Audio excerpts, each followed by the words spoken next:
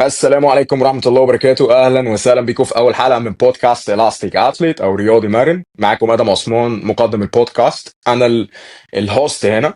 أنا الحقيقة عايز أتكلم أكتر حاجة في البودكاست ده عن الجاب الكبيرة اللي موجودة عندنا في الوطن العربي بشكل عام. والحقيقة أنا شايف إن في جاب كبيرة أوي في الإعداد البدني وكمان في التأهيل، وشايف إن مجالنا ده من المجالات الأندر ريتد، فقررت إن أنا أعمل بودكاست عن إلاستيك أثليت رياضي مرن وازاي نحسن الرياضه بشكل عام. ودايما كلمه رياضي مرن بنقولها عن لما بتيجي تشوف رياضي سريع، مش سريع ان هو لعيب تراك اند فيلد، رياضي بيتحرك بشكل كويس قوي، رياضي التيك اوف بتاعه جميل جدا، سريع جدا من على الارض. كل الحاجات دي بتخليك دايما تقول انا نفسي ابقى زي الرياضي ده، نفسي ابقى بالشكل ده، ابقى بتحرك بشكل مرن. الحقيقه النهارده انا قررت يعني اتكلم عن حاجه مهمه جدا، وهي ان احنا عندنا في البودكاست دي النهارده الحقيقه ضيف مميز جدا في عالم التأهيل. وصراحة الشخص ده مميز جدا، هو الكابتن محمد عاطف. النهارده هيتكلم معانا عن البوستشر ديفيشنز او القوام. وطبعا البوستشر ديفيشنز هي تعتبر ان هي من الحاجات اللي احنا دايما بنشوفها عند رياضيين كتير. بنشوف الرياضي ده البوستشر بتاعه عامل ازاي، برضو من الاسسمنتس اللي بنستخدمها عشان نشوف الناس بتتحرك ازاي. هل الحاجات دي فعلا هي غلط؟ هل البوستشر فعلا مهم ولا مش مهم؟ وكابتن محمد مش بس مدرب، ده كمان محاضر بيشرح ازاي نتمرن ونمارس الرياضه من غير بين او من غير الم. ولازم نفتكر دايما ان قبل ما انت تكون رياضي انت انسان، لازم تعرف تتعلم ازاي تتحرك بشكل طبيعي، بشكل صحي، عشان الاداء بيجي بعد كده بشكل تلقائي. وقبل ما نبدا احب اقول لكم ان انت لو انت عايز تتمرن في بروجرام الاستيك اثليت او رياضي مرن، تقدر تبعت لي مسج على الانستجرام عشان نبدا حالا الرحله بتاعتك وتتطور كرياضي وتتحرك بشكل اثليتيك. كابتن محمد عاطف، اهلا بيك، عامل ايه؟ لا، شكرا ليك ان انت جيت هنا والله يعني. شكرا ليك انت والله وانا بشوف ان انت من احسن الناس اللي موجوده في الساحه بشكل عام، ومن الناس بصراحه اللي مش واخده حقها، الناس الاندر ريتد يعني، والناس اللي المحتوى بتاعها قوي جدا وكويس جدا ما شاء الله. انا شخصيا بستفيد جدا منك، ولان انا للاسف لسه ما دخلتش جزء الرياضيين، او يعني ما قريتش فيه كتير او ما ذاكرتوش اصلا، لان انا اتجاهي حاجه تانية شويه. ولكن بحكم شغلي يعني بحاول ان شاء الله ان الفتره اللي جايه ابتدي ان انا اقرا فيه شويه. يعني كده كده مش شغال مع رياضيين، بس على الاقل يبقى عندي يعني خلفيه كويسه جدا عنه. انا كنت عايز عايز اعرف حاجه. انا في حاجه مهمه جدا ما اعرفهاش عنك، وهي انت مين المنتورز بتوعك، او انت بدأت ازاي ككابتن محمد عاطف يعني. حاول يعني تكلمني بإيجاز عن الموضوع ده. فعايز اعرف انت مين المنتورز بتوعك، اتعلمت ازاي، هل اصلا انت لعبت رياضة قبل كده زمان؟ عايز يعني اعرف عنك بعض الحاجات بإيجاز لو سمحت. بص انا اول ما بدات المجال عامه، بدات تقريبا في 2016. كنت بتمرن من زمان جدا. بعد كده لما ابتديت ان انا اثبت في الجيم، يعني اتمرنت اول مره في حياتي في 2007، قعدت سنه وبعد كده مشيت، وبعد كده في 2011 وبعد كده برضو ريحت. بعد كده من 2016 لحد دلوقتي بتمرن. في 2016 ده انا كنت بتمرن مع زمايلي، فكانوا معتبريني الكوتش، هو كده انت بقيت الكوتش بتاعنا. فابتديت مم. بقى ان انا اخد الموضوع ان انا هتعلم. فرحت جولز اكاديمي زي اي حد، فخدت الكورس يعني وكده. طبعا الحمد لله ما استفدتش اي حاجه. فبعد كده بس انا لفت نظري حاجه بجد. اول يوم دخلت فيه اول محاضره، كان عندنا دكتور بصراحه ربنا يبارك له. انا الراجل ده بحبه جدا، رغم ان هو كان بيشرح حاجه مش براكتيكال على ارض الواقع خالص. الراجل ده انا لحد دلوقتي يعني واخد نفس المنهج بتاعه كده. مم. آه هو كان بيتكلم في تفاصيل، يقول لك مم. مثلا العظم ده كذا، ويقعد بقى بيتكلم في ديتيلز معقده جدا. ليه؟ لان هي محاضرته تشريح، محاضرته عظم، فالراجل بيديك يعني الحاجات اللي عايزك تبقى عندك فيها خلفيه. والله مثلا في قانون اسمه وولف لو، فده بيخلي العظم عندك يأدبت. عندك مثلا تمارين الجيم نفس الكلام، بتخلي كثافه العظم كويس. تمارين الجامب البلايومتريك، الحاجات دي بتخلي كثافه العظم مثلا كويس، وهكذا. هو اتكلم في الحته دي بايجاز. انا اللي عجبني بقى في الموضوع، عشان ما اطولش في الحته دي، فكره ان هم واقفين بيشرحوا، فكره ان انت واقف بتعلم مدرب، المدرب ده يبقى مسؤول عن صحه ناس، اللي هو قلت ايه، الواحد نفسه يبقى زي الناس دي، بس الموضوع بعيد. لما اكتشفت ان معظمهم كانوا دكاتره حسيت ان الموضوع ايه، اشبه بالمستحيل شويه. انا لسه على الله، لسه بقول بسم الله امم. الرحمن الرحيم. فانا خدت بقى الموضوع ده عندي شويه. طب اللي هو ايه، ايوه. انتوا خلاص انتوا شايفين كده ماشي. فابتديت اذاكر وكده لحد ما ايه، ربنا كرمني ونزلت جيم هنا في التجمع. فابتديت بقى ناخد ايه منهج المذاكره ده كده. المهم انا خدت جنب كده، وابتديت بقى ان انا ايه، انا عايز ابدا صح. انا عايز اشوف فعلا، انا يعني عايز ابقى شاطر، عايز ابقى حد مميز. المهم، فابتديت ان انا بصيت على شهاده زي شهاده ايس، ورحت وخدت الكورس، انا سقطت الحمد لله. انا عايز بس اقول حاجه بالمناسبه دي. ايس هي منهج علمي كويس، منهج علمي على ارض الواقع حلو جدا، بس الامتحان ليه الناس بتسقط فيه، ودي حاجه برضه من الحاجات اللي اغلب الناس عندها تخوف منها. هو الامتحان 4 دومين. اول دومين ده بيكون بيكلمك شويه عن جزء مثلا، في جزء بيتكلم عن الاسسمنت، وجزء تاني تقريبا البروجرامنج، وفي جزء طبعا بيتكلم بقى عن السكوب اوف براكتس والبيهيفيرز والحاجات دي، والجزء الاخير بيتكلم عن شويه الليجلز والقوانين. فجزء الليجل والقوانين ده هو بيتكلم في حاجات مش تدريب اصلا خالص، ملهاش علاقه بتدريب. فمعظم الناس كانت بتكنسله وكانت بتخش الامتحان، في ناس كانت بتسقط، في ناس كانت بتنجح. فنسبه السقوط عندهم يعني كانت عاليه بسبب الموضوع ده. وانا الدومين ده اصلا ما عدتش فيه، يعني الدومينز الثانيه نجحت فيها، بس الاخير ده ما عدتش فيه فسقطت. بس قررت ان انا مش هعيد الامتحان، وما كنتش متضايق قوي يعني. طبعا اتضايقت اول يومين، بعد كده حسيت ان الموضوع بالنسبه لي عادي يعني جدا، لان انا خلاص خدت العلم بتاعهم والحاجه اللي انا هشتغل بيها على ارض الواقع. انا ما اعرفش المنهج بتاعهم عامل ازاي دلوقتي، بس في حاجات لازم يعملوا فيها ابديت. جزء بالذات المراحل الاولى من البروجرامينج، يعني في حاجات او في تمارين كده بيقول لك ان الحاجات دي او المراحل دي لازم تعدي عليها، ان انت لازم تخلي جسمك في موبيليتي عاليه، في ستابيليتي عاليه. جميل، بس في شويه حاجات هم حاطينها، مثلا يقول لك ان انت خلي الشخص ده يعمل ستريتش للهامسترنج. ايوه يعني ليش معنى يعني هذا الراجل ده عنده مزق فيها مثلا. هو ليه لسه ما في اقدرش حد يعمل بيعمل لسه في حد بيعمل ستريتش بقول لك للهامسترنج؟ يعني الكلام ده من 5 سنين ورا. طبعا حاطين حاجات كويسه يعني، كحد بيجنر برضو الموضوع هيبقى كويس. فبعد كده ابتديت بقى ان انا اتعمق شويه، فخدت بقى مين اللي انا وانت خدناه، بروك بوش. بروك بوش ما هو نسم جدا. انا ما هو كملت واخد منهج.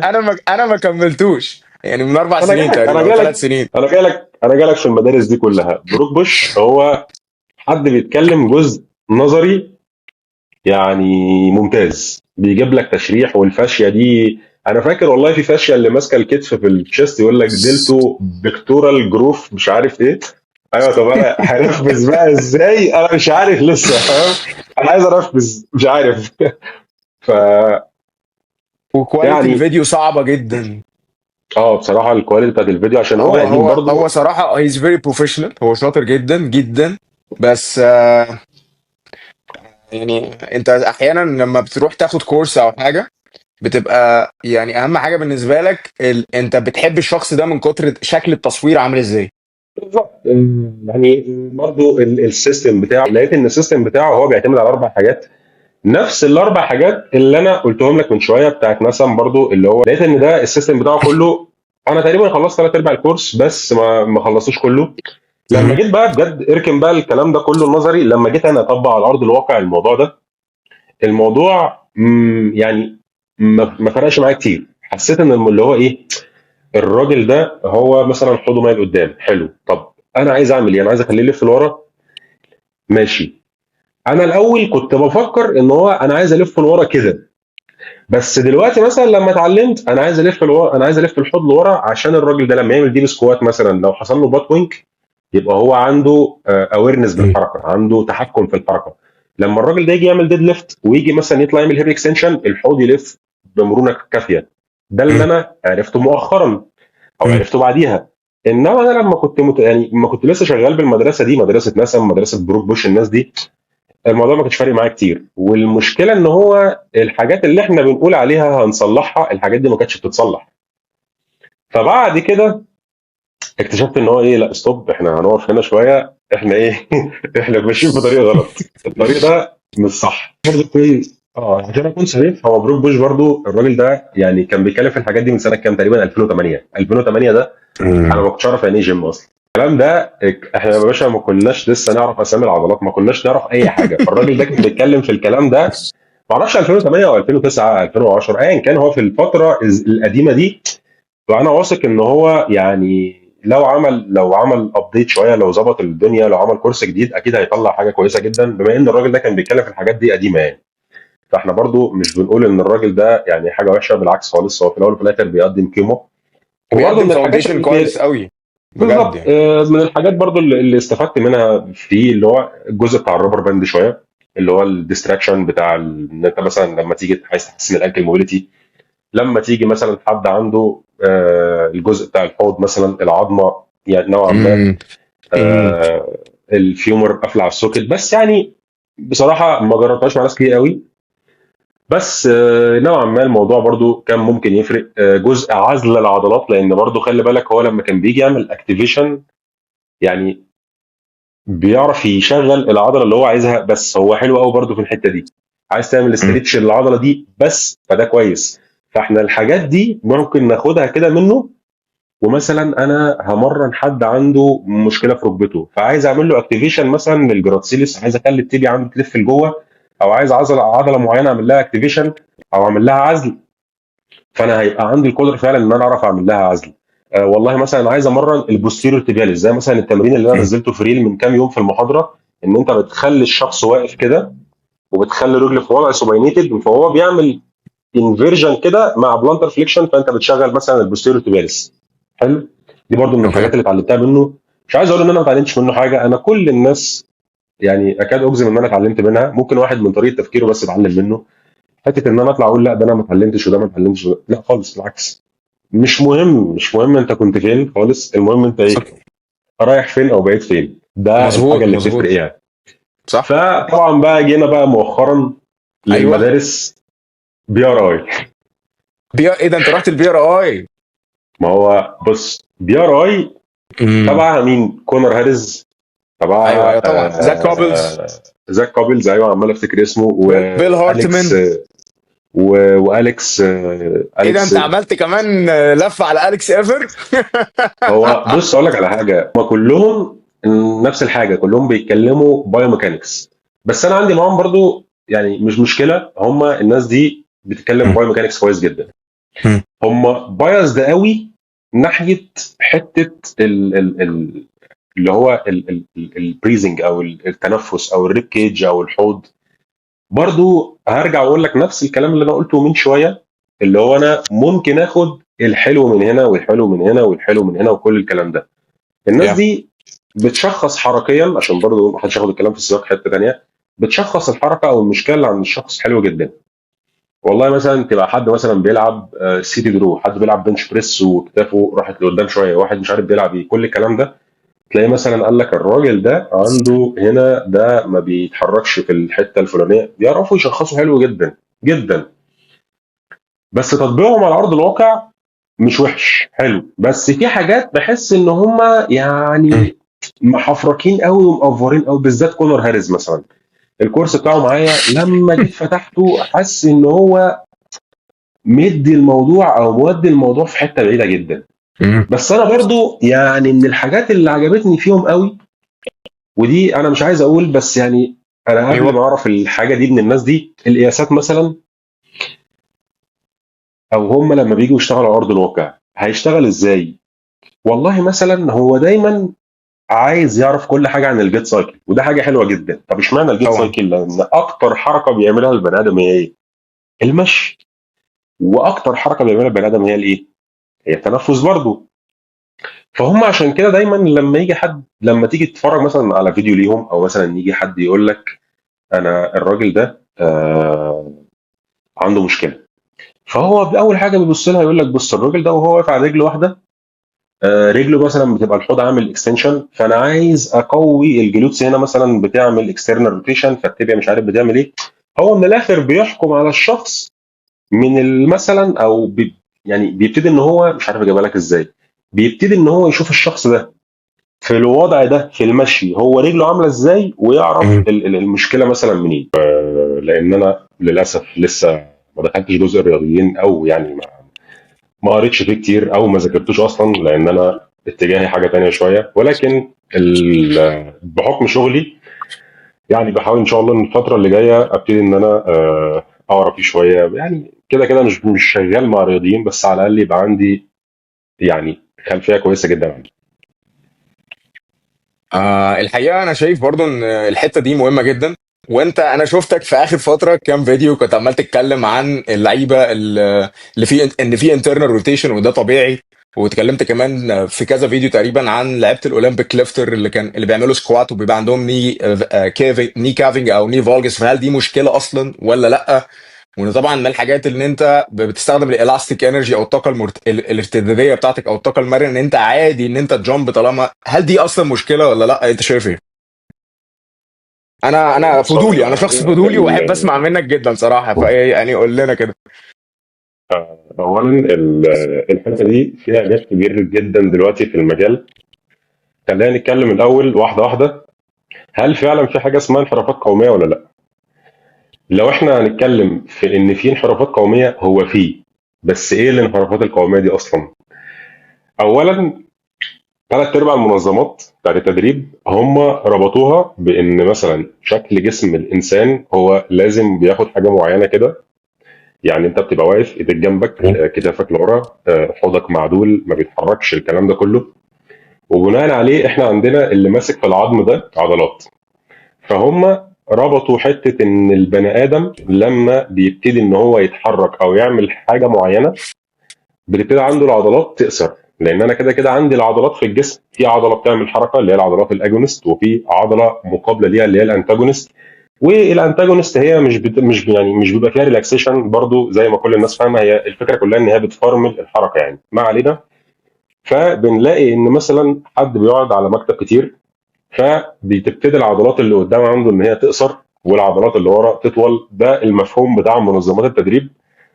وبناء عليه انا مش عايز برضه اظلم الناس دي او الناس اللي هم عاملين منظمات التدريب زي مثلا نسم، زي ايس. طبعا الناس دي طبعا فيهم ناس دكاتره، ناس باحثين، مش احنا اللي هنحكم برضه على الناس دي.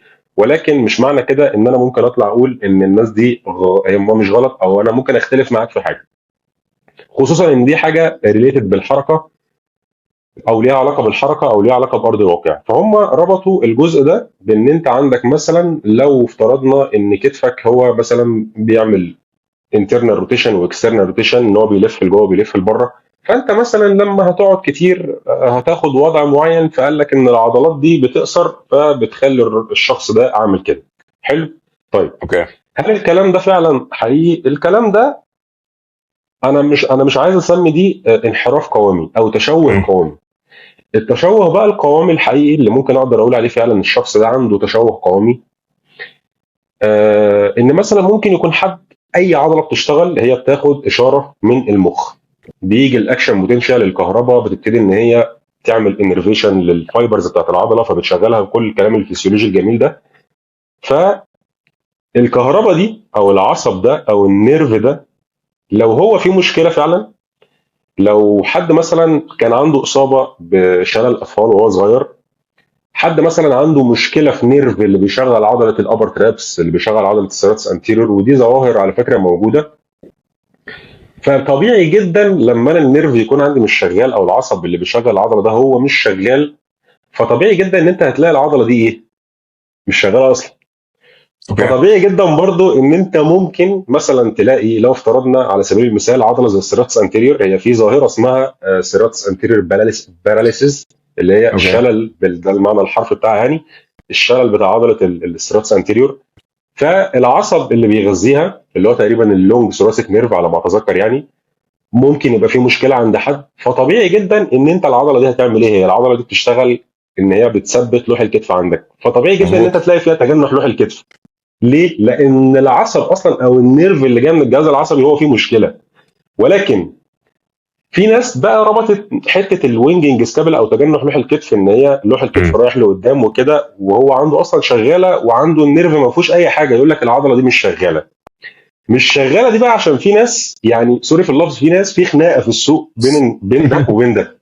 ايوه. اول حاجه مش شغاله دي انا هاخدها في مفهوم ان العصب اللي بيشغلها ده هو فعلا في مشكله، هي كده مش شغاله، والراجل ده ممكن تقدر تقول عنده انحراف قوامي، وده هيحتاج شغل هيحتاج بقى علاج طبيعي، هيحتاج دكتور عظام، ايا كان، ده شغل ميديكال بحت، ده مش تبعنا مم. اصلا، احنا مش هنعرف نعمل مع الراجل ده حاجه اطلاقا. حلو. في بقى الجزء الثاني اللي يقول لك العضله دي مش شغاله، اللي هو احنا كمدربين او ناس مثلا بتاهل اللي هي في المراحل الاخيره عشان الراجل ده يرجع يتحرك تاني. المنظمات دي بقى جت عملت ايه؟ قالوا لك ان العضله دي مش شغاله. طب انا عشان اشغلها اعمل ايه؟ او انا بتكلم بلسان حالهم يعني، او بلسانهم. قال لك بص، هي عضله السيراتس انتيريور دي في عضله مقابله لها الناحيه الثانيه، هي اللي شداها او هي اللي مخليها مش شغاله، نتيجه ان دي عضله ودي عضله مقابله ليها. فالعضله دي اوكي. عامله ايه؟ شدها الناحيه الثانيه. فقال لك احنا اول حاجه محتاجين نعملها، بسم الله الرحمن الرحيم كده، مم. احنا هنجيب العضله اللي شدها المقابله ليها، هنعمل لها ايه؟ فوم رولر. حلو. طيب، اوكي. عملنا فوم رولر، جميل. مم. ليه مم. بنعمل فوم رولر؟ عشان نقلل التنشن اللي في العضله. ماشي، مم. مفيش يعني، ممكن مفيش اثبات علمي قوي على كده، بس ماشي. وبعد كده هنعمل استاتيك ستريتشنج لايه؟ للعضله لا، اللي احنا لسه للعضله. عاملين لها فوم رولر. طبعا طبعا. جميل. مم. وبعد كده هبتدي ان انا احط بقى عضله السيراتس انتيريور فين؟ هبتدي اعمل لها اكتيفيشن، وبعد ما اعمل لها اكتيفيشن خلاص العضله دي ايه؟ بقت شغاله معايا. طبعا الكلام طبعا. ده لو جيت طبقه على ارض الواقع، الكلام ده يعني مش عايز اقول لك بلح، هو ممكن ينفع على فكره عشان برضو ما اظلمش الناس دي، ولكن دي عمليه معقده جدا. يعني دي بالنسبه لي عمليه حسابيه قوي.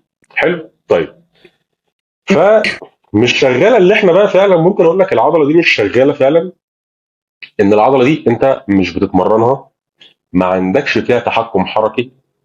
وبالمناسبه في شويه عضلات كده في الجسم، هي العضلات دي ما بنتمرنهاش كفايه، زي مثلا عضله البوستيريور تيبياليس، زي مثلا عضله الانتيريور تيبياليس، زي مثلا عضله السيراتس انتيريور، عضله اللور ترابس، في عضلات كتير قوي.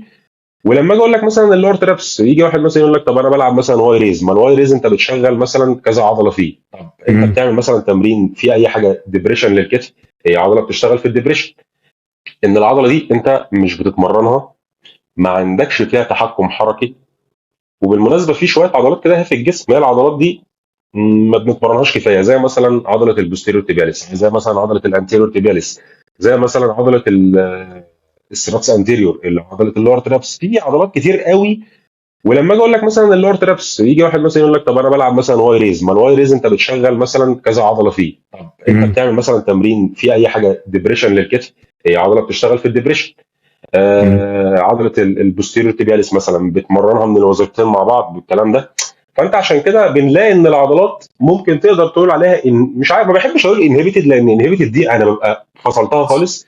ممكن اقول لك العضله دي يعني ما بلاقيش ليها مصطلح، بس بقول ان هي مش شغاله كفايه، محتاجه بس ان هي تتمرن.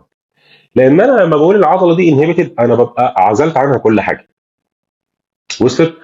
ف حته ان في انحرافات قوميه هو فيه، بس ده مش نطاق شغل المدرب خالص. نفس الكلام برضو في ظاهره تانية اسمها ابر ترابس باراليسيس، ان انت العصب اللي بيشغل عضله الابر ترابس هنا اهو بيكون فيه مشكله، او العصب ده مثلا الراجل اللي انت بتمرنه ده او الراجل اللي جاي لك ده ايا كان عنده مشكله في النيرف ذات نفسه، فما فيش كهرباء هتوصل للالياف، فمش هيحصل تجنيد للالياف، فكل الكلام برضو الجميل اللي احنا عارفينه ده.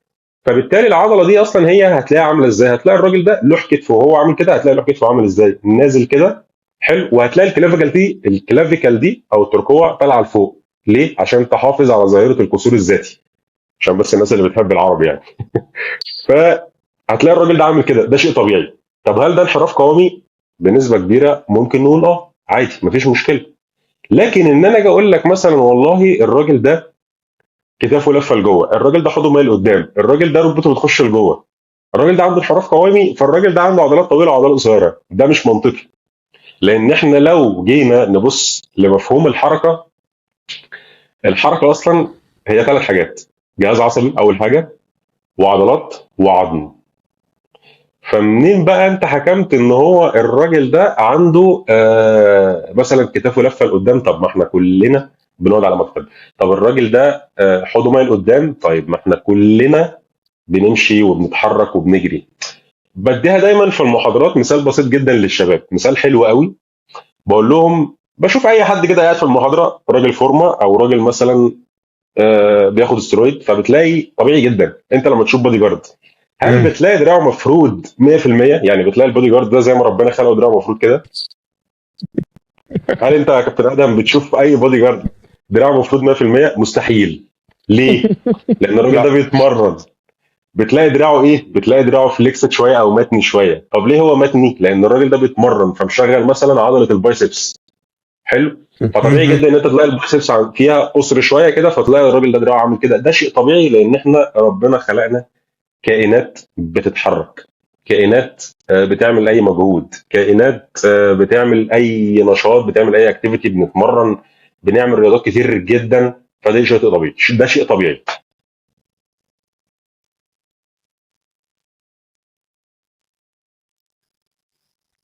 آم، عجبني قوي الجزء اللي انت اتكلمت فيه، ما قلت ان احنا بني ادمين المفروض نتحرك، انت بني ادم طبيعي.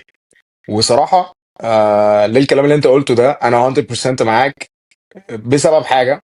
انا فاكر زمان، مش زمان قوي، 2019 مثلا، كنت بنزل الكتب بتاعت corrective exercises واي واي دبليو تي، وبقيت ببص ان انا عايز احل المشكلة اكتر من ان انا عايز افهم.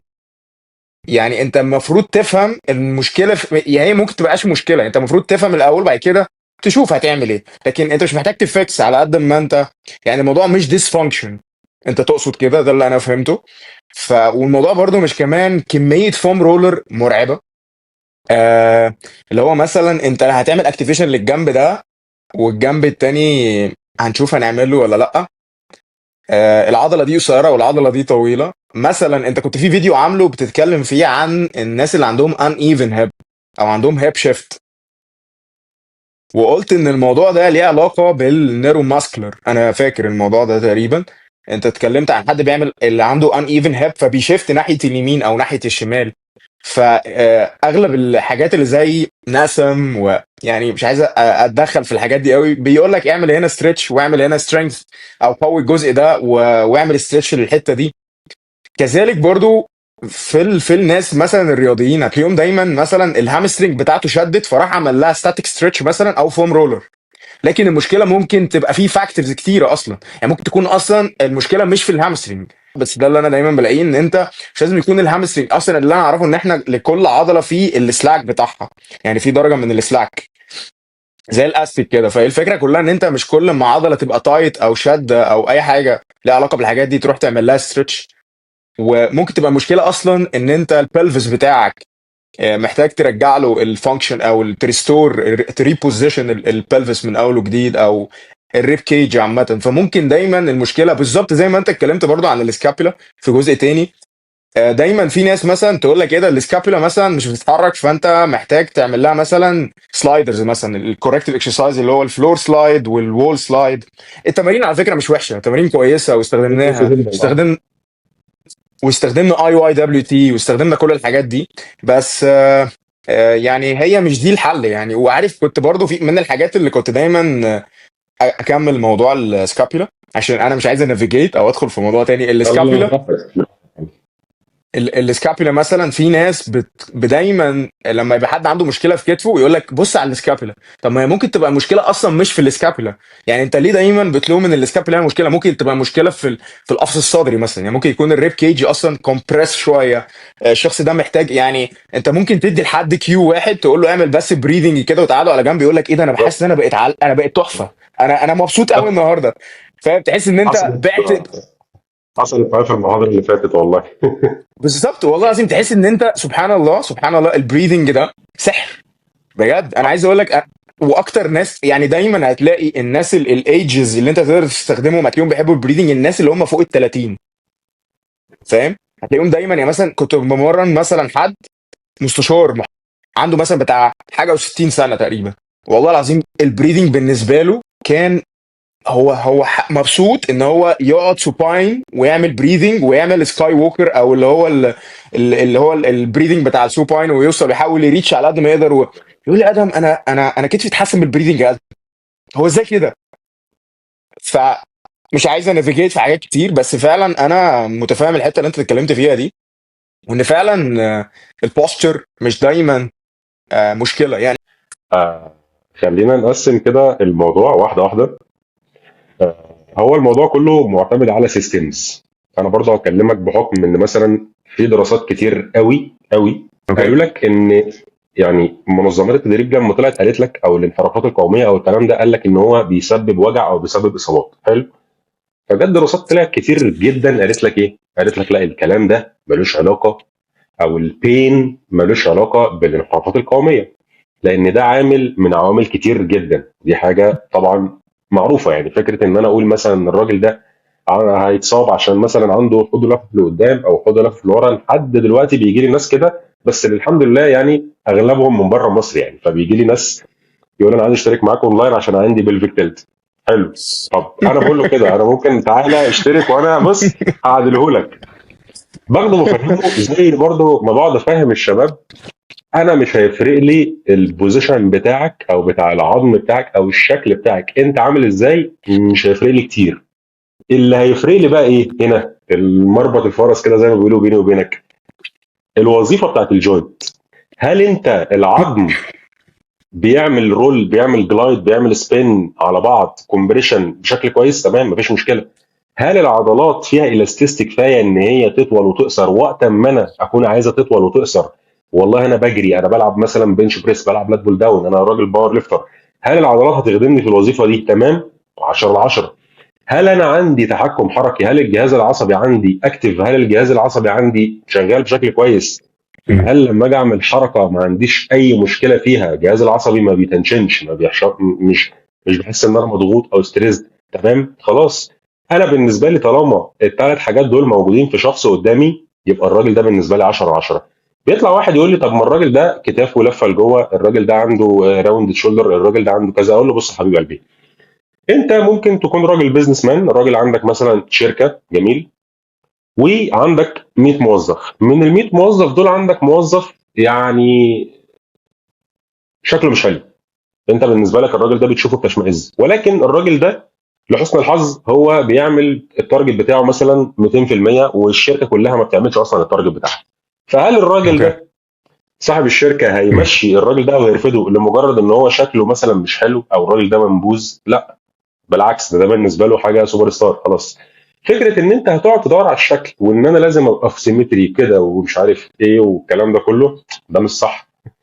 هو انت لو عندك انتيرو بيلفيك تلت وبتقول ان هي غلط، فانت بقى يعني لو انت عملت العكس فده برضه مش حاجه صح.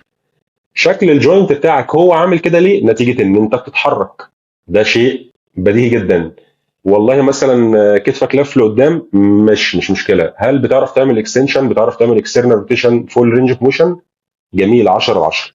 لكن ان انت هتقعد تجيب بقى البلام لاين وتقعد تجيب ان هو انت لازم رقبتك تبقى كده ولازم مش عارف ايه، انا لحد دلوقتي مش عايز اربطها بحته الرياضيين، لان الرياضيين هو لازم يبقى كده. يا يا عشان اكتر انا يعني فاهم. الحته دي عند معظم الناس العاديه، تلاقي مثلا واحد جالك، انا بقى بيجي لي ناس الجيم دلوقتي يقول لي بص انا عندي كتافي لفه لجوه.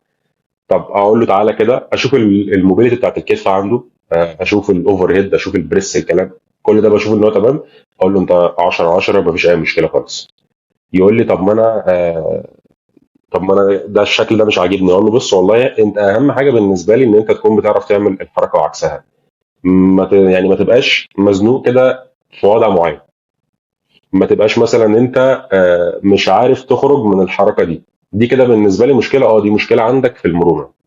لو جينا بقى بصينا على الحته الثانيه، الجزء بتاع الكتف، انا برضو بحاول اديه تشبيه حلو جدا. بس تقول لك انا رقبتي، انا كتفي، بقول لهم بصوا يا جماعه، انتوا دلوقتي او احنا دلوقتي مثلا قاعدين، انتوا تخصوا الاكاديميه. فاي مشكله حد فيكم هيعملها مثلا في المكان اللي احنا فيه، هو مش هيجي يتكلم معاك، هو يجي يتكلم مع الاداريين بتوع الاكاديميه، والله في واحد عندك عمل كذا. فنفس الكلام الكتف ده انا بشوف ان هم كده كده 4 مفاصل، بشوف ان هم كلهم في ضيافه الريب كيج. انت اوكي. لو جيت عندي انا استضافتك في البيت وانت عملت مم. مثلا رميت زباله قدام الجيران او عملت مشكله مع حد من مم. الجيران، ما حدش هيجي يتكلم معاك، كله هيجي يتكلم معانا، صح؟ فنفس يا الكلام، انا بحب مظبوط. ادي التشبيهات دي. نفس الكلام انت لما تيجي تبص على الكتف، انا بالنسبه لي هم كلهم على الريب كيج. مم. الاسكابل على الريب كيج، كل باقي المفاصل على الريب كيج. فانت لما تيجي تشوف حاجه حتى في الرهاب برضو كده، لما يكون حد عنده مشكله في رقبته وحد عنده مشكله في كتفه، انا بالنسبه لي الانتري بوينت، المنطقه اللي انا هبدا منها، تعال نبص على الريب كيج كده. اول حاجه مش هروح عند المنطقه اللي الراجل بيقول فيها اي وادوس، لا، انا هاخد الموضوع جرادولي كده، واحده واحده، هفصص، وبعد كده هبتدي الود. حلو. اوكي. ده جزء الكتف، ده اللي انا، ده يعني ده اكتر حاجه ممكن تكون سيف للكتف. لكن حته ان انا اقول والله ده انا كتفي لافف لجوه، هصدمك بقى. الريب كيج اصلا هو مش مربع، الريب كيج هو عامل كده، يعني هو عارف انت ايه، في حاجه في حاجه اسمها السكابلر بلين. مم. السكابلر بلين ده اكتر وضع امن شويه للناس اللي بتلعب مثلا تمرين اللاترال ريس. حلو. مظبوط. انت اصلا الكتاف بتاعتك لازم تبقى لفه جوه شويه. ليه؟ اوكي. اولا مم. الريب كيدج بتاعك هو مش مربع كده، مش فلات، لا هو رايح كده شويه، يعني رايح بص في الاتجاه ده كده. في هو روتيشن. ربنا خلقه كده. حلو. بناء عليه هو عامل كده، فالسكابلا هتكون عامله ازاي؟ اكيد السكابلا برضو مش هتكون عامله كده، هتكون عامله ازاي؟ هتكون عامله كده. والسكابلا اصلا هي تشريحيا بتبقى عامله حوالي 5 درجات من الابورد روتيشن. ده الريستنج بوزيشن بتاعها، او ده الوضع العادي بتاعها. فلما الاسكابلا تكون كده، ايه بقى اللي ماسك في الاسكابلا؟ عظمه الايه؟ عظمه الهيومرس. فبرضه مش هتكون عامله اكسترنال روتيشن كده، لا هي هتبقى اوكي. عايز تعمل ازاي؟ كده اهو. فعشان كده انت الريب كيدج كده، فالاسكابلا كده، فعظمه الهيومرس هتكون كده. فانت لما تيجي تلعب كده، ده اكتر وضع مريح ليك للكتف، اللي هو انت مش عاجبك او انت بتقول ان انت عايز تخلص منه. فده اصلا من البوزيشنز اللي ربنا خلقنا بيها. فلو جيت فتحت مثلا كتاب زي اس وكتاب زي نسم، فهتلاقيه بيقول لك ان الراوند شولدر ده الاسم العلمي بتاعه حاجه اسمها هيومريز ميديال انترنالي روتيتد، يعني هي عامله انترنال روتيشن من الاخر. طيب كان برضو دي من الاسئله اللي كانت بيجيبوها في الامتحان، ان انت لما يكون عندك حد عنده راوند شولدر، ازاي بنعرف؟ يقول لك ان ايده دي بتبقى باصه لورا كده كده اهو وهو واقف، يعني شايف الكف اليد ده بيبقى ايه؟ باصص لورا. يقول لك ان الراجل ده عنده ايه، ويجيب لك عنده كيفوسز ولا عنده راوند شولدر ولا عنده مش عارف ايه. فاحنا كنا بنختار راوند شولدر. حلو. مم. لكن الشكل التشريحي اصلا بتاع الريب كيج هو كده، فالسكابلا كده، فالهيومرس برضو نفس الكلام، هتاخد السوكت ده، فانت هتفضل عامل كده. فبناء عليه عشان انت تعرف تلعب في احسن بلين والكلام ده كله، فانت لما تيجي تلعب رفرفه هتلعب كده، لما تيجي تلعب شولدر بريس نفس الكلام، كل الكلام ده. فانت ليه دايما عايز تاخد البوزيشن ده؟ ما هو البوزيشن ده انت لو خدته برضه مش صح. انت ممكن اصلا لو واحد فضل عامل كده زي الناس اللي بتعمل كده، هتلاقيه عمل ايه؟ مم. كرامبات في ظهره، تريجر بوينت، كل الحاجات دي. فكره ان انت هتجبر نفسك في وضع انت فعلا ده مش بتاعك او انت مش مرتاح فيه، ده اللي ممكن اصلا يسبب لك وجع، او تلاقي نفسك عندك كرامبات في ظهرك او الكلام ده كله. تلاقي مثلا واحد دايما ماشي وبيحاول ان هو يعدل الحوض، تلاقي واحد مثلا ماشي على رجله وهي عامله سوباينيشن شويه، عشان لمجرد ان رجله عامله فوت برونيشن. طب ما الفوت برونيشن ده اصلا حاجه كده كده بتحصل في البيت سايكل يعني. اوكي. فاهم؟ مم. بس ده بالنسبه للجزئيه دي. اوكي. انا في حاجه، بس انا شخص فضولي جدا. يعني انا مم. بحب الكيوريوسيتي قوي، بحب اسال وبحب اسمع، عشان يعني انا حلو. عندي الحته دي. فانا عايز اعرف بس الحته بتاعت السكابلا بلين، او وان انت بتتحرك بالشكل ده بالظبط، المريحه لكتفك تعتبر. انت شايف مثلا حاجات دايجنال هتبقى برضه مريحه، زي اللاند ماين هاف نيلينج بريس مثلا، او لاند ماين عامه هيبقى احسن من الاوفر هيد لفوق بالنسبه له؟ بص، انا بالنسبه لي مفيش حاجه احسن من هذا، بس اللاند ماين بريس ده ممتاز قوي مم. لما مثلا حاجه زي الشولدر امبنجمنت مثلا في الكتف. يعني بيبقى الشخص اي اصابه عامه، بيبقى الشخص ما عندوش توليرانس او تحمل في وضع معين. يعني مثلا انت عندك ديسك بالج، عندك غضروف، فبنقول لك في الاول ما توطيش لحد لما يبقى عندك تحمل في الوضع ده، بعد كده بنقول لك وطي. حلو. اوكي. برضو موضوع اللاند ماين بريس ده احنا ساعات بنستخدمه كموديفيكيشن، لو حد مثلا عنده مشكله في كتفه ما بيعرفش يعمل اوفر هيد، مم. فبنقلل بس زاويه الفليكشن شويه ونقول له اعمل ايه؟ لاند ماين بريس. عشان كده انت برضو بتبقى بتمرن الشخص، بتشيل من عليه الخوف بتاعه ان هو مثلا خايف يعمل كده فكتفه يوجعه. بتشيل من عنده الحته دي خالص. ده بقى جزء سايكولوجيكال شويه. وفي امم. نفس الوقت انت بتقوي الانسجه اللي هنا، لان الانسجه دي اصلا لازم تبقى قويه. وده برضو مثال شبيه شويه بالناس اللي تقول لك انت عندك مشكله في ركبتك، هنحمل على الهب. ده غلط، مش صح.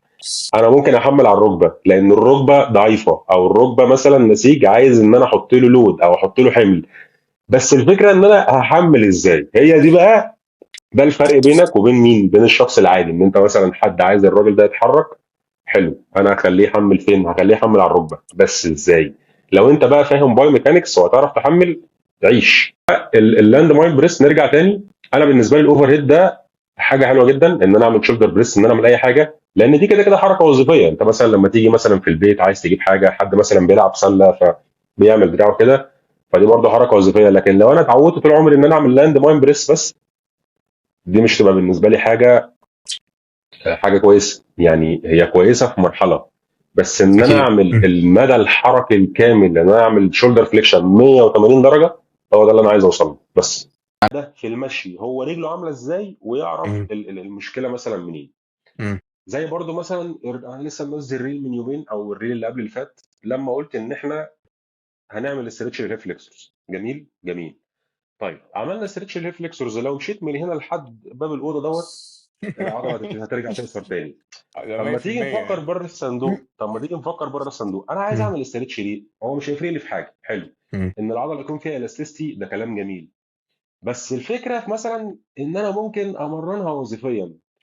فواحد قال لي في المحاضره احنا ممكن نعمل بريدج. قلت له لا، مش هنعمل بريدج. احنا اصلا لما بتيجي حد بيجري او لما بيجي حد بيمشي، الجلوس بتعمل هيب اكستنشن، مم. بس مش ايه، مش وانا بعمل كلوزد تشين. انا الجلوتس انت بتيجي تعمل اكستنشن وانت ماشي كده، وانت في البوش اوف او في الكلام ده كله، تلاقي رجلك بتروح ورا، بعد كده بتروح لقدام، بتروح لورا، بعد كده بتروح لقدام، وهكذا.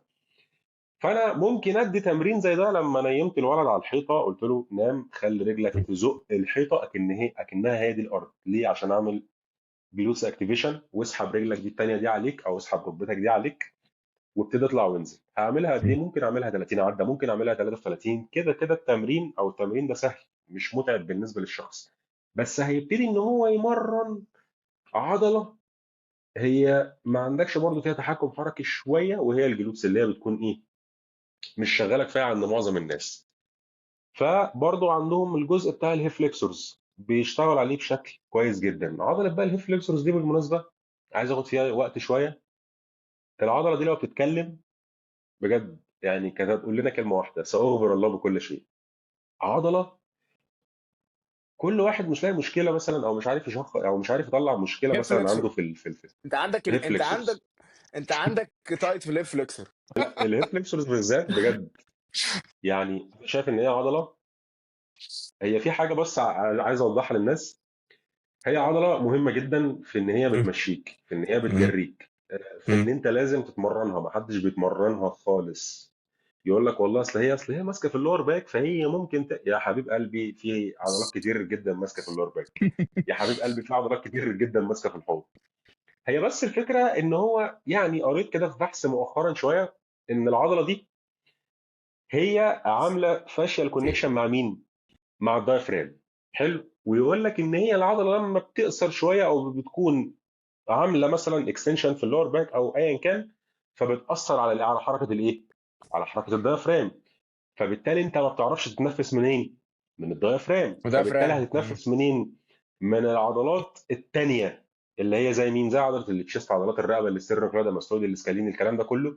ومش مم. دي العضلات المسؤوله عن التنفس. فقال لك اصلا ان انت لما تيجي من ضمن وظائف ان انت تتمرن تتنفس، انا اسف، من الحجاب الحاجز، ان هو يدخلك في بارا سمباثيك مود، فانت هتكون شخص هادي.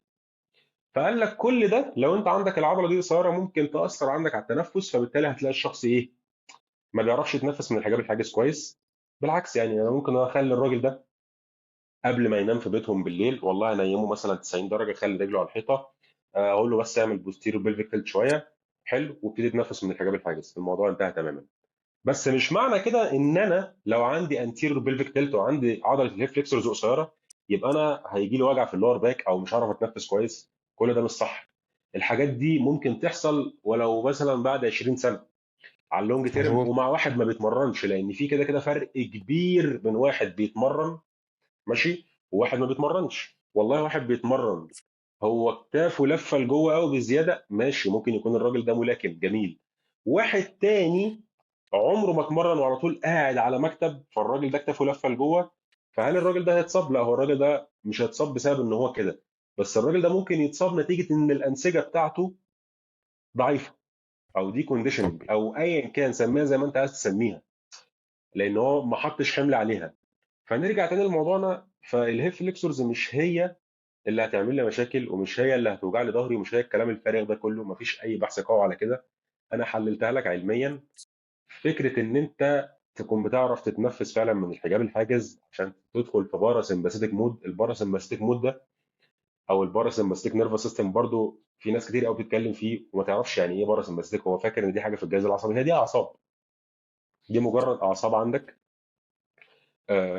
والسمباثيك نيرفس سيستم برضو دي اعصاب. الاعصاب بتاعت السمباثيك نيرفس سيستم بتكون اللي هو المسؤول عن ان انت بتكون عندك مثلا ضربات قلبك عاليه شويه فبتعرق، فدرجه حرارتك عاليه فبتلاقي نفسك مبرق، فبتلاقي كل الكلام اللي بيحصل في التمرين ده نتيجه السمباثيك نيرفس سيستم مود.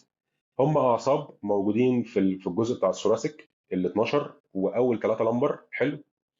والباراسمباثيك مود هم سموها بارا لان هي باراليل للسمباثيك نيرفس سيستم، يعني فاهم، انا هتلاقيني معاك حلو قوي في الترمينولوجي. فالباراسمباثيك مود هي موازيه للسمباثيك نيرفس سيستم، فعشان كده سموها باراسمباثيك يعني. تكون مسؤوله عن ان الشخص لو هو بياكل، لو هو بينام. طيب، احنا لما بنيجي نتنفس عامه ليه بنتنفس من الحجاب الحاجز؟ يعني الموضوع ممكن ما يكونش ان هو الشخص ده جامد او الشخص ده روش، قد ما هو ان ممكن الشخص ده انا عايز ادخله في الباراسمباثيك مود. طب انا ليه عايز ادخله في الباراسمباثيك مود؟ لان انت لما تكون في السمباثيك ضربات قلبك عاليه، كورتيزولك، ادرينالينك، كل الحاجات دي مش غلط على فكره. ده انت وانت بتتمرن او انت رايح تجيب حاجه كل الحاجات دي عندك عاليه بس كده. فانت لما تروح على طول تبقى ستريسد قوي وتلاقي نفسك بتجز والكلام ده، لا انت في مرحله وحشه من الاستريس. انت ممكن تكون في مرحله في مرحله الريزيستنس او مرحله الاكزوشن، اللي هي اسوأ مرحله ممكن تجيب لك امراض سايكوسوماتيك ديس اوردرز. فنرجع لموضوعنا احنا، عشان كده لو حد مثلا موجوع اي حد من الحاجات دي، حد ستريسد، بنقول له بس تنفس من الحجاب الحاجز، بنعمل الدور بتاعنا اللي هو الاساسي يعني، وهو ممكن يروح يتعالج نفسيا في اي حته تانيه. نرجع تاني بقى للحته اللي احنا كنا بنتكلم عنها، وهي حته الهيب فليكسورز. حته ان الشخص ده عنده عضلات الهيب فليكسورز مم. مشدوده، فهي مأثره على الظهر وبتعمل لي صداع وبتسحب الحوض لقدام، فالشخص هيبقى عامل كده، فمش عارف رقبته هتبقى عامله كده. هي الناس للاسف في الجيمات بتحلل كده، يقول لك انت عامل كده فده هيعمل كده يا جماعه انتوا جبتوا الكلام ده منين؟ في ريسيرش قوي على الكلام ده؟ مفيش. عضلات الهيب فليكسورز عضله مهمه جدا جدا، واتحداك ان اصلا حد يقول، او احنا بنتكلم عن الاليوسيوس تحديدا. الاليوسيوس دي اللي هم العضلتين، ناس كتير قوي فاكرينهم عضله واحده، ده مبدئيا. طب انت عارف الاكشنز بتاعتها؟ لا. طب هي بتعمل ايه؟ بتعمل هيب فليكشن. طب بتعمل ايه تاني في الهيب؟ مش عارف. هي بتعمل اكسترنال روتيشن ماشي، غير بقى ان هي بتدي ستابيليتي للحوض وكل الكلام ده. دي من العضلات بقى المهمه جدا، وانت اللي تتكلم في الحته دي او انت اللي تقول الكلام ده للناس السبرينترز، الناس الرياضيين، الناس اللي بتجري، الكلام ده كله لازم العضله دي امرنها. يعني ديفيد جراي مثلا من الناس اللي انا بحبها جدا، بشوف له تمارين كتير قوي، تمرين مم. ممتاز، اللي هو بيربط مثلا الكيبل في رجل حد وتلاقيه بيقعد يعمل هيب فليكشن، هيب اكستنشن، هيب فليكشن. ليه؟ هو بيمرنها في وضع انقباض وستريتش، انقباض وستريتش، انقباض وستريتش. هل الراجل ده ليه ما عملهاش ستريتش عادي؟ ليه مثلا ما قعدش الراجل ده وخلاه يعمل بوستيريو بيلفيك تيلت؟ او ليه ما نيموش وعمل له هو ستريتش؟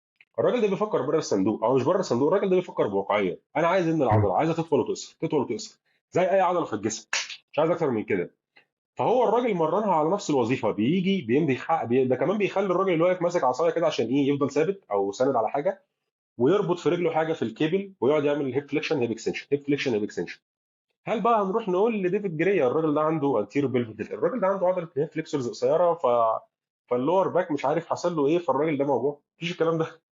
دي عضله زي كل العضلات، لازم اوكي. تمرنها على الوظيفه بتاعتها. في عضلات كده وظيفيه في الجسم، او مش وظيفيه، ده مصطلح انا بقوله يعني، زي برضو عضله الجلوت ميدياس. الجلوتس ميدياس انا لما اكون بمرنها مش لازم خالص ان انا اقف امرنها، او وانا قاعد على الجهاز امرنها من الوضع ده. انا ممكن امرنها من وضع وظيفي هي بتعمله. هي العضله بتعمل ايه؟ والله الحوض مثلا بيقعد يعمل كده وانا ماشي.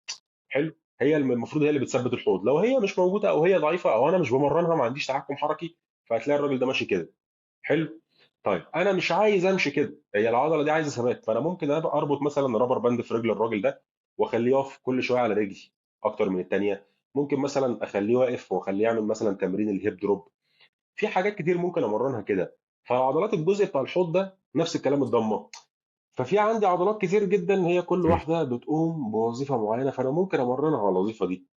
لكن ان انا اقعد مثلا اقول والله ده عضله الهيب فليكسورز شاده فعامله لي وجع في اللور باك، بشوف فيديوهات كتير قوي بشمئز من الموضوع ده بصراحه لما بشوفه وبتفرج عليه. الناس بتقعد تربط البين بحاجه او تقعد تشخص اصلا من دماغها، التشخيص ده اصلا يعني مش حاجه بتاعت اللبانه، مش حاجه بتاعتنا احنا. احنا اخرنا بنشخص، بنشخص، بس بنشخص ايه؟ مم. حركيا. بتشوف السكوات بتاع الراجل ده عامل ازاي، بنشوف مثلا اللات بول داون بتاعه عامل ازاي، بنشوف الهنج بتاعه عامل ازاي.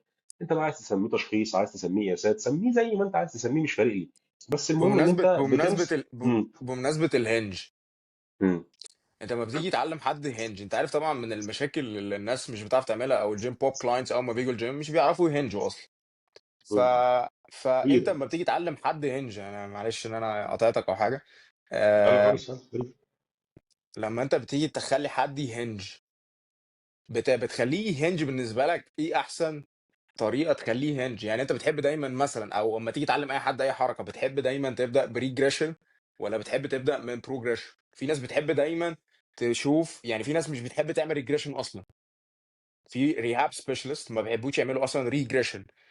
فانت تحب تبدا من ريجريشن ولا تحب تبدا من بروجريشن؟ وهل بتحب بالنسبه لك السبليت ستانس افضل من ان انت تعملها بايلاترال؟ لو هتعلم حد مثلا هنجنج مثلا، انت عارف الهنج ساعات بيبقى رخم جدا. فانت بالنسبه لك تحب، يعني انت بوجهه نظرك ايه افضل طريقه ممكن نستخدمها لو هنعمل مثلا هنج آه، لحد هو ما بيعرفش يهنج؟ بالنسبه لي، بص، الهندي بالنسبه لي مم. من الحاجات المهمه جدا، مش عشان يعني مش عشان الراجل ده يبقى نازل ظهره المفروض الكلام ده، لا. عشان تعرف تفصل ما بين حركه الحوض وحركه السباين. في النهايه هنا في انسجه وهنا في انسجه، هنا محتاجه تحميل وهنا محتاجه تحميل. انا مش عايز يبقى التحميل كله هنا بس او التحميل كله هنا بس. اول حاجه انا لما باجي اعلم حد الهنج بخليه يعمل، انا بوطي قدامه، بعمل حركه الهنج وبقول له اعمل الحركه دي. انا عارف ان هو مش عارف يعملها بس انا بقول له اعمل الحركه دي. فلما بيجي يعملها بيعملها بشكل غلط. اول حاجه بينزل بيقوم عامل ايه؟ سباينال فليكشن. فبقول له تمام. مظبوط. لازم اوري له هو عملها ازاي او احسسه هو عملها ازاي، عشان بعد كده لما يجي يعملها والله لا ده انا كنت عاملها بالشكل الفلاني فهعملها بالشكل الفلاني. مم. اولا انا بقسم الموضوع حتت. اول حاجه انا عايز الراجل ده يعرف يتحكم في حركه الحوض بس. بخليه نايم على الارض، واحط مثلا كرسي قدامه، بخلي رجله على الكرسي 90 درجه بالظبط وهو نايم. وبلف حاجه زي ماك مثلا واحطها تحت اللور باك بالظبط قبل الحوض، عشان تبقى المات دي رفع اللور باك من على الارض والحوض هو اللي لمس الارض. لان انت لو قلت له اعمل بوستيريو بيلفيك تلت وانت واقف مش هيعرف، او اعمل هيب اكستنشن مش هيعرف. فهو عشان كده بنسبه كبيره مش عارف يعمل الهنج. فانت اول لما بتقول له بس ارفع وسطك من على الارض كده بيعمل بوستيريو بيلفيك تلت تلقائي. بقول له من الحاجات بقى المهمه برضو اللي هاخدك فيها في النيرفس سيستم شويه، بقول له امسك الحوض بتاعك. فيمسك الحوض بيلاقي نفسه ان هو بيعرف يلف الحوض اسهل من اللي هو لو حاطط ايده على الارض. فيقعد يعمل اكنه بالظبط بيعمل بريدج، بس هو حاطط رجله 90 درجه بس بيلف الحوض بس. حلو. مم. انهي اسهل دايما او بقول انهي له حاسس بيها احسن لما تكون ماسك الحوض كده ولا لما ايدك على الارض؟ بيقول لي لا وانا ماسك الحوض. ده برضو من اوكي. الحاجات اللي اتكلمت عنها، ان انت عندك الجهاز العصبي هو متقسم موتور وسنسوري، جزء حسي وجزء حركي. اوكي. فربنا خلق جزء من الاحساسات، هي دي حاجه ودي حاجه. جزء من الاحساسات ده هي موجوده في الجزء الموتور، لان احنا يا ادهم بنحس الحركات. تخيل انت مثلا آه، بتعمل اي حركه في حياتك ومش حاسس بيها. تخيل انت يا سيدي بتتخانق وبتضرب واحد مثلا، فانت لو مش حاسس قوه الضربه اللي انت تضربه بيها مش هتعرف تعمل ايه. بتلعب مثلا تنس برضه مش هتعرف انت بتضرب قد ايه او حاسس قد ايه. بتلعب بيانو. فانت اي حركه انت بتعملها بتحسها. عشان كده دايما اي حد بعلمه اي حاجه بقول له حط ايدك عند المنطقه اللي انت عايز تحركها عشان تحس بيها. حلو. فلما يحس بيها هيعرف يبقى عنده نوعا ما تحكم حركي احسن. فده اوكي. برضو من الحاجات اللي الناس استدلت بيها، ان هو كنت قريت حاجه زي كده، ان هي المنطقه دي موجوده في الجزء الموتور عشان احنا بنحس الحركات كده كده. المهم، فبعد ما بخليه مثلا يعمل التمرين ده، انا ممكن اخليه يعمله 3 في 30، 2 في 30، يقعد يلف الحوض قدام ورا قدام ورا قدام ورا. ليه اوكي. بخليه يكرر؟ لان كده كده الجهاز العصبي عندك بيحفظ بالتكرار. فلما تخليه يكرر نفس الحاجه هو بيبقى خلاص فهم ان عنده حوض، والحوض ده بيروح قدام والحوض ده بيروح ورا. فبعد كده انت بتخليه بيعمل ايه؟ ده الريجريشن بالنسبه لي. بعد كده بخليه يقعد على ركبته واربط فيه رابر باند، وكل اللي هو بيعمله بقول له بس زق الرابر باند ده بالحوض، اعمل نفس الحركه اللي كنت بتعملها وانت نايم هتعملها وانت بالرابر باند. اوكي. فبيبتدي بيعمل نفس الحركه. اوكي. فبقول له اهم حاجه ميل قدام، ميل قدام وانت ظهرك عادي جدا مفروض، وبعد كده اطلع بالحوض. بعد كده بخلي الراجل ده واقف حر طليق، بقول له انزل قدام، وانت طالع بس اعمل ايه؟ لف الحوض بتاعك سنه، خلي الحركه فعلا جايه من الحوض. حط ايدك عند الحوض واطلع، بيطلع الموضوع معاه سهل وبسيط جدا. في طبعا في طرق تانية كتير، ان انا مثلا اقف امسك كاتل بيل ورا ظهري وافضل مكتف ظهري كده واميل قدام، برضو بالنسبه لي فيها تعقيد شويه. يعني ايه. اللي اوكي. اتكلمت، يعني اول واحده اتكلمت عنها كانت ميلين دوفن اللي هي بتاعت ريهاب يو. امم. دي من الحاجات، يعني دي امم. ممكن لو حد مثلا حد رياضي ممكن يعرف يعملها، لكن انا بتكلم عن حد بيجنر، هيبقى الموضوع بالنسبه له رخم شويه. الموضوع بالنسبه له مش هيبقى احسن حاجه، لان انت مخلي ايده ورا ظهره مكتفه، ممكن ما يبقاش عنده مرونه في كتفه. فالموضوع بالنسبه له، انت لما تيجي تعلم حد حاجه لازم تقول له ايه؟ تدي له السهل. انا انت نايمتك على الارض. تقصد انت تقصد في حته يعني انا برضو انا في حاجه عايز اعرفها عن ان انت، طب ايه يعني مثلا انت شرحت حاجه حلوه جدا. هل تفتكر كل الناس، انا عارف انت عندك اوبشنز كتيره تانية، بس ايه الكيو مثلا اللي ممكن استخدمه يسهل الدنيا على الناس؟ انت عارف برضه انت في الاخر يعني، انا دايما بحب اقول الجمله دي، وهي ان الجسم البشري هو سيلف ليرنينج ماشين، بيتعلم بشكل تلقائي، والمخ دايما فعلا اذكى من اي كوتش. فايه الكيو اللي انا ممكن استخدمه بدل ما ادي حد كيوز كتيره؟ خصوصا ان انت عارف الجيم بوب كلاينتس بيبقى جاي الجيم، حتى الرياضيين بيبقى مش عايز يدخل في مرحله من ان هو انا حاسس بان انا كونفيوز كده، فاهم؟ مش عارف اعمل ايه. هو ايه كميه الطلبات اللي انت بتطلبها مني دي في انستراكشنز، او في احيانا انا كنت بعمل المشكله دي زمان، ان انا كنت بدي دايما انستراكشنز كتيره جدا للشخص اللي قدامي، وهو انا مش محتاج اعمل كده غير ان انا احطه في بوزيشن وافهمه الدنيا عامله ازاي، والموضوع انتهى زي ما انت شرحت بالظبط.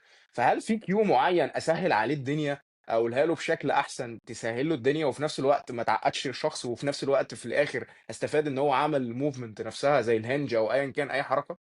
انت شايف ايه؟ قول لي، انا عايز اعرف بس وجهه نظرك في بص، الموضوع ده. انا بالنسبه لي يعني مش عايز اقول كده، بس انا بتعامل مع اللي قدامي ده على ان هو مش بيفهم قوي. حلو. لان انت لو اتعاملت معاه لان هو ذكي، فانت بتعدي سقف توقعاتك. لا، انا عايز انزل تحت خالص. حلو. امم. بقول امم. للراجل ده اول حاجه بعمل له قياسات، بقول له انزل اعمل، مش بقول له اعمل هنج، بقول له اعمل التمرين ده زي ما انا عملت. فهو بينزل ما بيعرفش. اول حاجه ب... يعني بتعامل معاه زي ما قلت لك على انه هو لسه ما عندوش اي تحكم حركي في اي حاجه. لسه الراجل ده بالنسبه لي ما بيفهمش بالبلدي كده. انا بديله اوردر، الاوردر ده هو مش عايز يعمله، فانا ممكن بعمل ايه؟ بفتته له زي ما انا قلت لك. بعمل له، بنزل له تحت خالص، بنزل كده لحد دماغه تحت. والله انت ما تعرفش تعمل هنج؟ حلو. طيب نام خالص على ظهرك. عشان كده انا قلت لك المات، لما بتجيب المات وتحطها تحت اللمبر او المنطقه اللي تحت دي خالص، فهي بتبقى رافعه اللور باك، بس بتبقى منزله ايه تحت غصب عنه؟ الحوض بيبقى غصب عنه نازل تحت كده كده. فانت اول لما هتقول له بس ارفع وسطك من على الارض، هو تلقائي هيعمل ايه؟ بوستيريور بلفيك تلت. شكرا. فبخليه يكررها 3 مجاميع زي ما قلت لك من شويه، 3 مثلا مجاميع، 4 مجاميع. ممكن افضل مخليك، ولا ممكن اكنسل التمرين واقول له اعمل دي بس النهارده. بعد كده لما يجي اوكي. المره الجايه اخليه يعملها تاني. بعد كده ابتدي اصعبها له، اقعد على ركبته واخليه يمسك ايه؟ احط له رابر باند وانا اكني ساحب من وراه كده، واخليه يميل قدام ويطلع يعمل نفس الحركه، وهكذا. اي حاجه صعبه بالنسبه لي انا هفتتها لك. ما بتعرفش تعمل سكوات؟ جميل. طيب بص، اقعد على الكرسي ده كده، وقوم واقعد. اي حاجه بالنسبه لي هفتتها لك كده القطع. حلو، لان انا برضو بتعامل معاك على انك ايه، لسه مش فاهم اي حاجه او مش فاهم اي حركه. والله انت مثلا الكلاينت الاي كيو بتاعه او هو الراجل مثلا عارف يعمل حاجه، والله خير وبركه جميل، طب احنا هنسكيب دي وهناخد المرحله اللي بعدها وهكذا. فانا مش بتعامل مع اللي قدامي ده على ان هو ذكي جدا وهيفهم، لا خالص، بالعكس. دايما برضو بدي مثال، احنا نعرف نعمل سكوات 10 ل 10. طيب احنا نعرف، عارف اللعبه اللي هي الراجل اللي بيجيب 3 كور وبيقعد يعملهم كده دي؟ لو انت جبت نفس الراجل ده وقلت له مثلا اعمل سكوات، هيعرف؟ مش هيعرف، والله ما هيعرف خالص. هيقعد هتلاقيه مثلا رجله قدام رجله ورا، هتلاقيه نازل كده. حلو، والعكس مم. صحيح. احنا ما مم. نعرفش نعمل الكرة دي بس هو بيعرف يعملها، ليه؟ لان هو متعود على الكلام ده. فانت كده كده كل لما هتعود اللي قدامك على الحاجه دي خلاص. اهم حاجه بالنسبه لي الجزء السيكولوجي، ان انت الراجل ده مش لازم تحسسه ان هو غبي. لو هو مثلا عمل الحركه مره واثنين وثلاثه واربعه وهو نايم مش عارف يلف الحوض ما عرفش، مش مشكله. كنسل له الموضوع ده النهارده، وممكن تيجي السيشن اللي بعدها تعيدها له تاني. لان انت لو قعدت تقول له لا اعمل كذا واعمل كذا، لا لا خلي دي كده خلي دي كده، هو بقى في تاسكات كتير في دماغه، بدا يتوتر، فبدا يبقى ستريسد، فبدا يحس ان هو غبي، فبدا يكره الجيم ويكرهك، او مش يكرهك بس هو بالنسبه له الحركه دي بدات تبقى ايه، يعني خلاص احنا كده هنروح ريد فلاج. وفي ناس كتير قوي بتاخد الموضوع على صدرها، بالذات الناس اللي ما بتتكلمش. لو هو ما نعم. اتكلمش وقال لك طب تمام، طب بص انا تعبان ممكن مثلا اعمل تريد ميل النهارده وامشي، طب تيجي تكلمه تاني يوم يقول لك والله انا في الشغل، اصل انا مسافر، اصل انا مش عارف ايه، الراجل ده اختفى ما جاش الجيم تاني، وانت لحد دلوقتي ما تعرفش ان هو مشي بسبب ان هو مش عارف يعمل حاجه معينه، ان مم. الراجل ده مش عارف يسهل الحاجه دي عليه. عشان كده احنا بنفتت الحاجه، بنفتتها تماما تماما تماما، ونبتدي ان احنا نديها له على هيئه ايه، مره على مره على مره، انزل لحد تحت خالص، لحد تحت القاع كده زي ما بيقولوا، واطلع معاه واحده واحده بس، وتفهمه. اهم حاجه بالنسبه لي ان الناس تتكلم مع العملاء، حتى وانت بتعمل بروجرام ديزاين، برنامج تدريبي تشيست وباي، تقعد تتكلم مع العميل. بص احنا بنعمل تمرين البير دوج ده مثلا عشان يبقى الجذع ده ثابت ما يتحركش يمين وشمال. مم.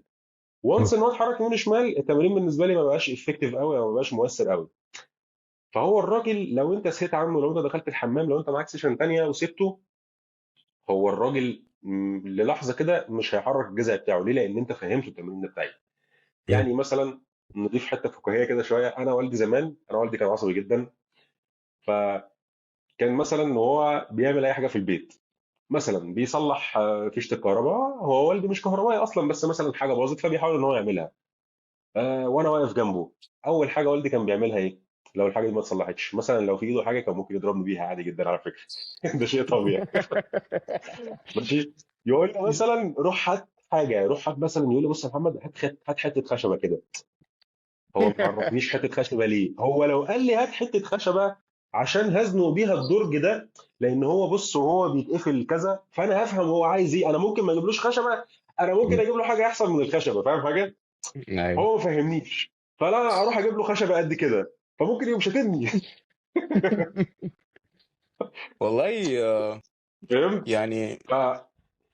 في حته ان انت مم. تتكلم مع اللي قدامك، انا بعمل ده عشان اعمل كذا وكذا وكذا وكذا، يا جماعه دي بتفرق كتير جدا. مش لازم تبقى انت تتعامل مع اللي قدامك ده على ان هو مكنه، بص احنا هنعمل كذا، دي بالظبط كده ودي بالظبط كده. بالعكس، انت لما تتكلم معاه وتفهمه، والله انت هترتاح وهو هيرتاح، وهو ده هيعمل التمرين صح وهو صح وكل الكلام ده بس. انت عارف، بحس برضو، هل ايه رأيك انت في فكرة ان احيانا لما بيجي جيم بوب كلاينت مثلا في الاول، او شخص جاي يعني عادي، شخص جاي جيم عايز يعني هنمرنه يعني، بيبقوا دايما تحس ان هم واخدين فكرة وحشة عن الجيم، بيبقى مرعوب ان هو يغلط، بيبقى خايف يقول لي هل اللي انا عملته ده صح، هل بيبقى جاي على نفسه قوي. فهل تفتكر مثلا فكرة ان انا اديله احساس ان انا اقول له عادي اغلط كتير عشان هتتعلم، دي فكرة كويسة ولا بالنسبة لك هتبقى ايه؟ بص الموضوع في الاول بصراحه كان ممكن تقدر تقول ان هو كده، الموضوع مثلا من 10 سنين ورا كان ممكن اقول لك ان الموضوع فعلا كده، ان الراجل مثلا اللي جاي الجيم ده هو بالنسبه له داخل مكان اكنك انت داخل مثلا البيت الابيض، اكننا وانت كده رحنا البيت الابيض في امريكا دخلنا، فبص رهبه المكان، او اكننا دخلنا مثلا مم. نفس القصر الرئاسي بتاع روسيا، فانت بتخش ايه ده، انت مرعوب من المكان. فهو بالنسبه له برضو الجيم ده كان هو الراجل بيجي نفس الفكره كده. بس دلوقتي الموضوع بقى فيه معلومات منتشره كتير جدا، بقت الدنيا بقت سهله، بقى في اي اي، بقى الراجل ده بيدخل عادي، بص انا عايز اعمل كذا. ليه؟ لان صحابه كلهم دخلوا الجيم. يعني مش هتلاقي حد جاي لك الجيم اتليست هتلاقي عنده اثنين ثلاثه اصحابه راحوا الجيم، يقول له مثلا الكابتن كذا مش عارف ايه الكلام ده. انا معايا واحده بتتمرن كانت بتعمل تمرين لات بول داون، فهي بتقول لي انا بعمل، جات لي تاني يوم وهي مصوره نفسها بتقول لي انا بعمل التمرين ده غلط. قلت لها لا، مين اللي قال لك كده؟ قالت لي صحابي. قلت لها مين صحابك دول؟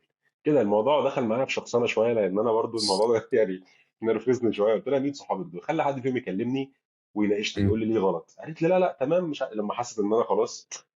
فاللي انا عايز اقوله لك من الكلام ده كله، الموضوع ما بقاش فيه زي الاول، ما بقاش فيه تعقيد، ما بقاش فيه رعب، ما بقاش فيه حته اللي هو والله مثلا، ما بقاش فيه تعقيد زي الاول، ما بقتش الدنيا، ما بقاش فيه خوف. حته ان مثلا انت تقعد توصل الجزء ان انت مثلا ما تخوفش العميل من حاجه وتقول له تمام دي تمام، اغلط عادي ما فيش اي مشكله خالص، ده وارد بيحصل. وتبتدي تديله امثله زي مثلا والله ان احنا لما بنيجي نعلم طفل حاجه طبيعي جدا ان هو مش من اول مره بيتقنها. فطبيعي بما ان حضرتك في الجيم اول مره تعمل الحركه دي وارد تغلط. فطبيعي ان انا لما اشتغل مع حضرتك مثلا في البرمجه، لما مثلا حضرتك تقول لي تعالى تشتغل معايا في البرمجه، اقعد اغلط مره واتنين.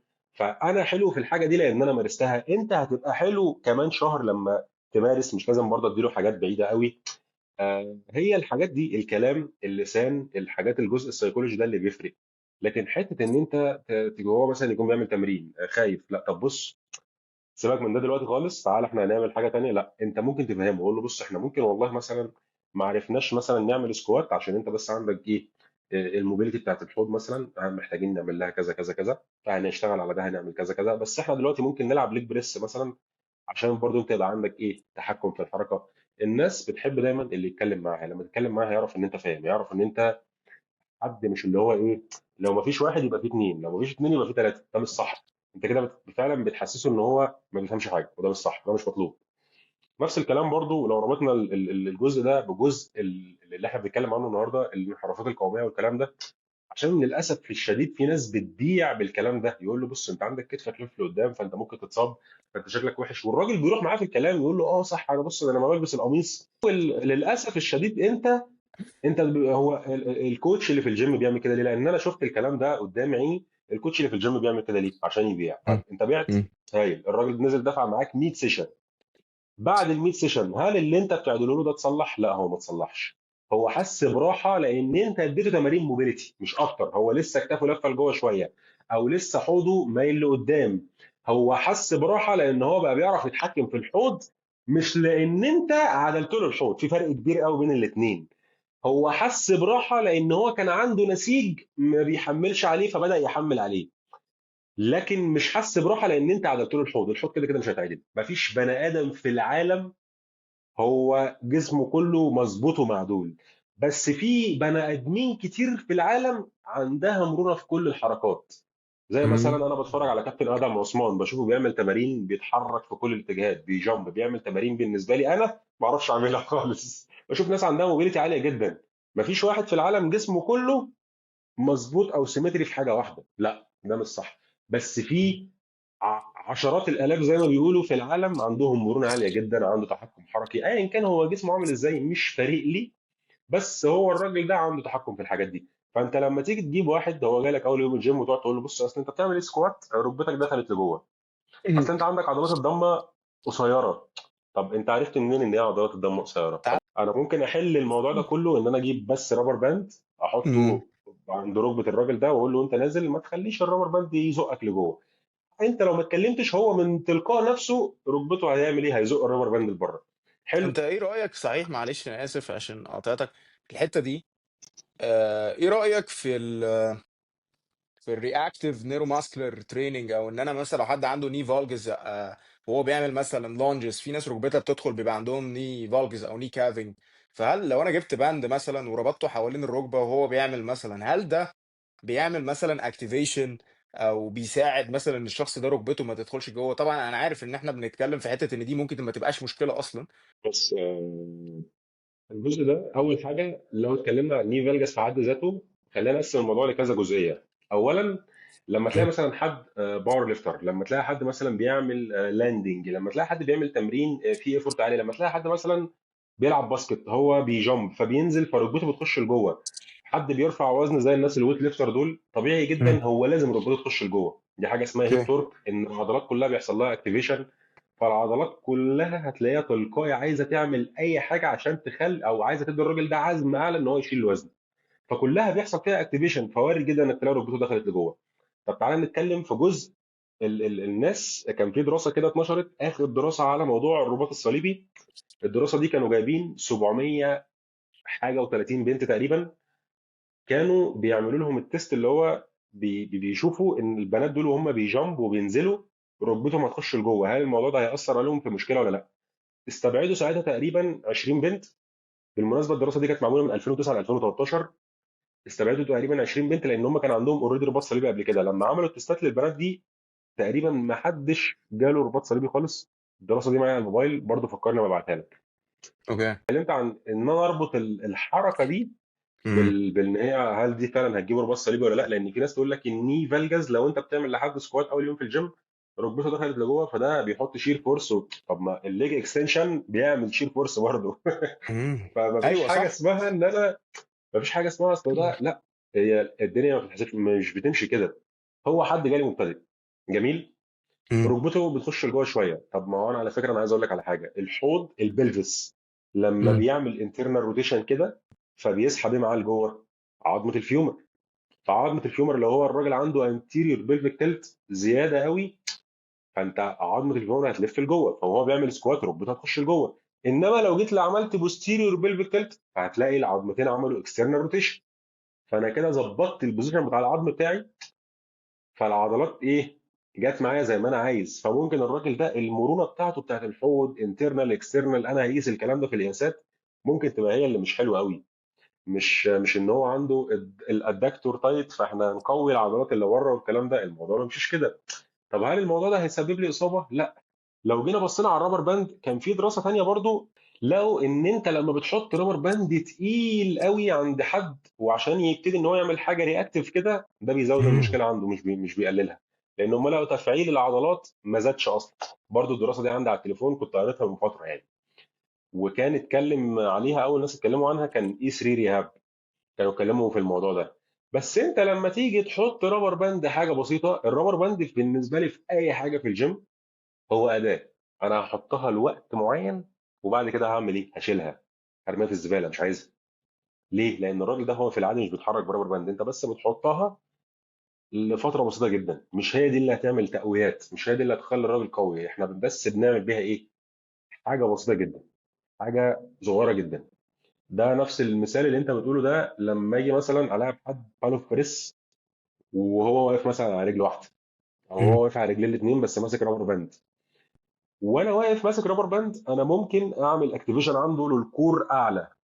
ازاي؟ ان انا مثلا بجيب الرابر باند بقوم شده مره واحده كده، فطبيعي ان الراجل بيعمل ازاي؟ هتلاقيه هو بيريزست، ايه؟ بيفايت جرافيتي، بيفايت الجرافيتي. بيريزيست. طيب هو الموقف ده شويه مشابه لما تيجي نازل مم. من على السلم وتلاقي نفسك مثلا اتكعبلت، فانت بتعمل ايه؟ هل انت بتقع على وشك ولا تلاقي مم. نفسك كلك على بعضك؟ ايه اللي حصل؟ بتلحق بتلاقي نفسك نفسك، عايز بتسند، تفرمل بتعمل اي وبتلحق حاجه. اه. نفسك.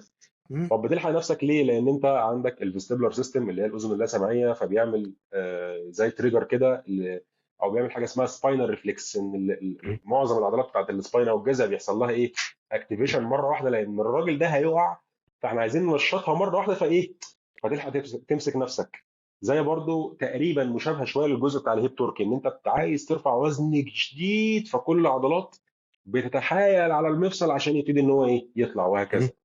مم. فالرابر باند بالنسبه لي في كلمتين، هو اداه انا بستعملها لوقت معين. لو انت استعملت رابر باند شديد قوي مع واحد بيعمل سكوات فالموضوع ده ممكن اصلا يزود عنده المشكله، مش هيزود تفعيل العضلات اللي هي مش شغاله خالص يعني. فهو اداه بس ممكن استعملها كورم اب، ممكن استعملها في مرحله من الاكتيفيشن لو عضله مثلا مش شغاله. عضله زي السيراتس انتيريور ممكن اخلي الراجل ده يمسك رابر باند لو الدمبل تقيل عليه او مش عارف يعمله كلوز تشين، يبتدي ان هو مثلا يقعد دراعه لقدام. كل دي اداه وبعد كده هتروح لحالها يعني. حتى معلش هذكر حته صغيره كده، ديفيد جراي من كام يوم برضو كان منزل زي بوست تقريبا بيخلي الراجل اللي معاه كان بيعمل في الانكل عنده، مخليه يعمل اي فيرجن بس مش بالرابر باند، بالكيبل. وهو كاتبها كده قال لك اي فيرجن بالكيبل مش بالرابر باند، لان هو يعني زي ما تقول بالنسبه له الرابر باند هو مش هو اللي هيخلي الانكل بتاع الراجل ده قوي. لا، انا عايز الكيبل، لان الكيبل هعرف مم. احمل فيه براحتي.